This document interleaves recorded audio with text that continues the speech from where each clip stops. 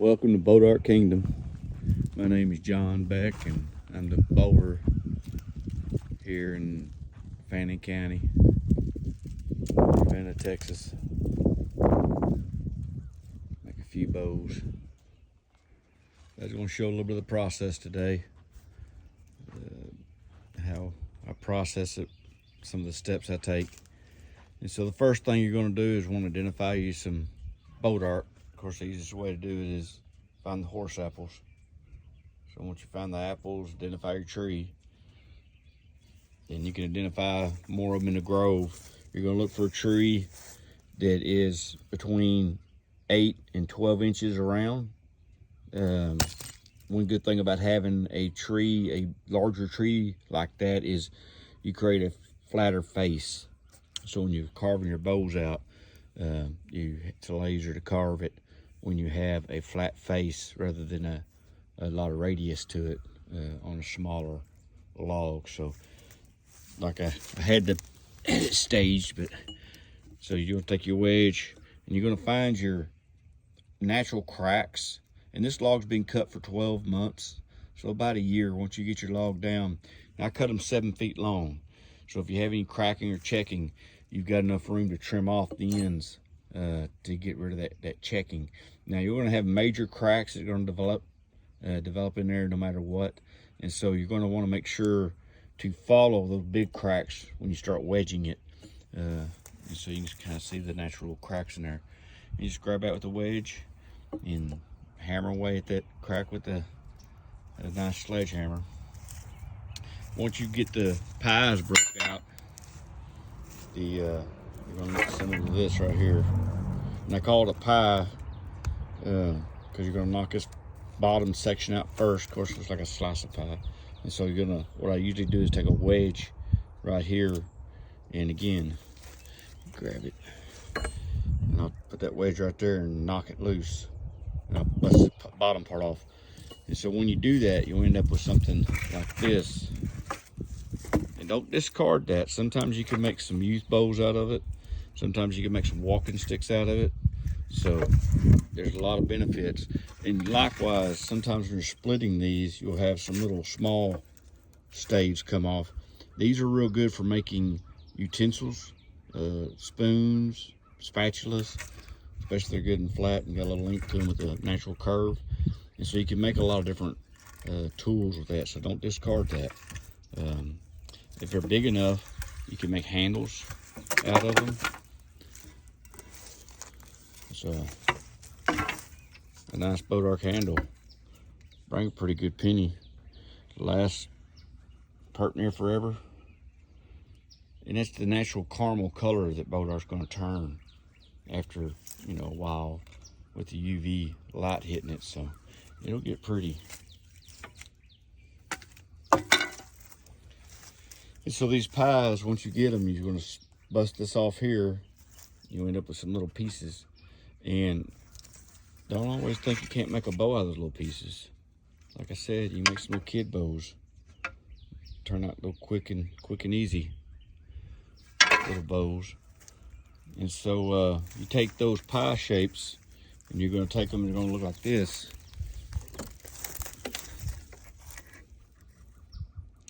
And so you're going to knock that sapwood, the bark off. You can use a draw knife or I use a carving axe. And you're going to knock off, we talked about knocking that wedge off the end. And then the little wings, I call this part here the wings. And so you're going to knock those off and square up.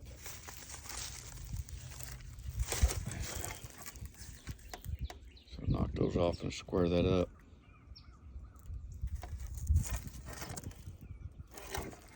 And like I said, it's 7 feet long, so I'll get a good straight piece. Now always remember, boat art's the easiest wood that you can heat set.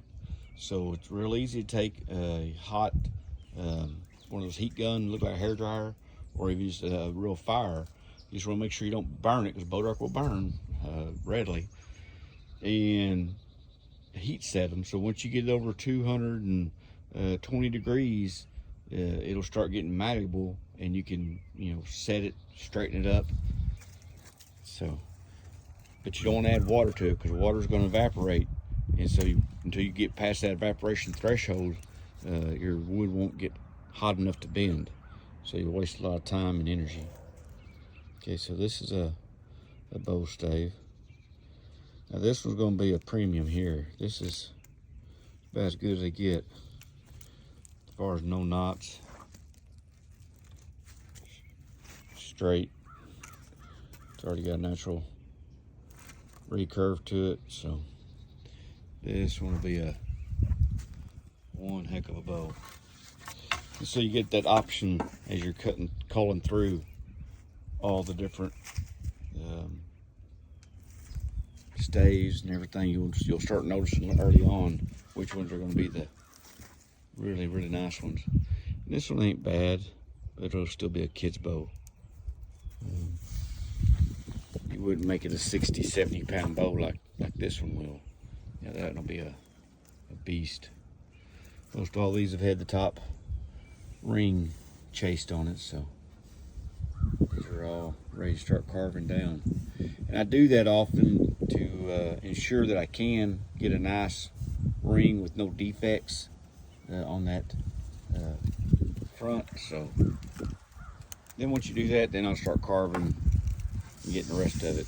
But you'll see any kind of knots, anything bad as you're going through it. So when you're in this stage, I'm going to start really culling, because you'll see these knots. And a lot of times you can curve around, trim these out. And so as I'm sitting here covering this piece, I'll just knock that off. That's still a nice bow piece. So you're getting this rough, and draw knife and sander and everything else, and get it down to here. And once you get down to here, you know unless you mess up, you've got a good bow in your hands.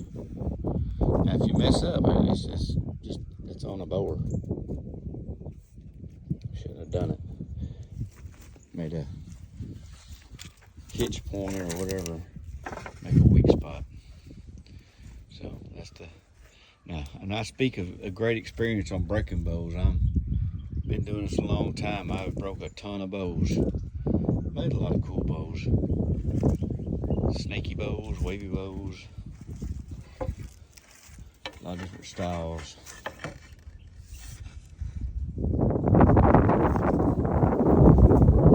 It's fun. That's something you enjoy. Now what I put on my bows to condition them.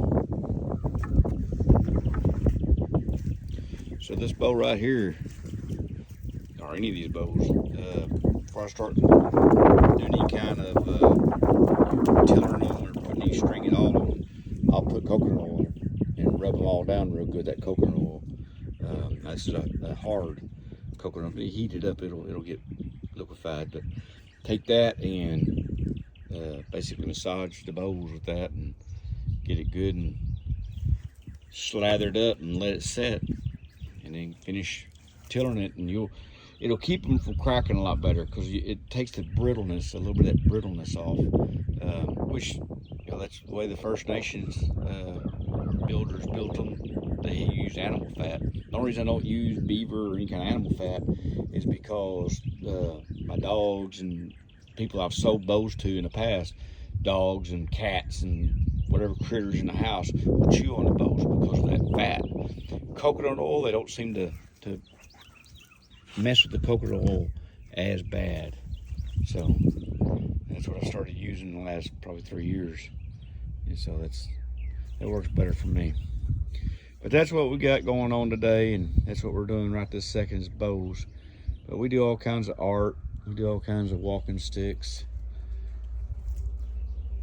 But sometimes you run out of bow staves to work, and you've got to find something else to play with. Even if you got to build a cross tie and put a railroad track on it, or make a big old piece of art with big chunks of root. Big root bows are cool, fun to play with. But the axe handles are cool. It's all cool, it's all fun. I enjoy it.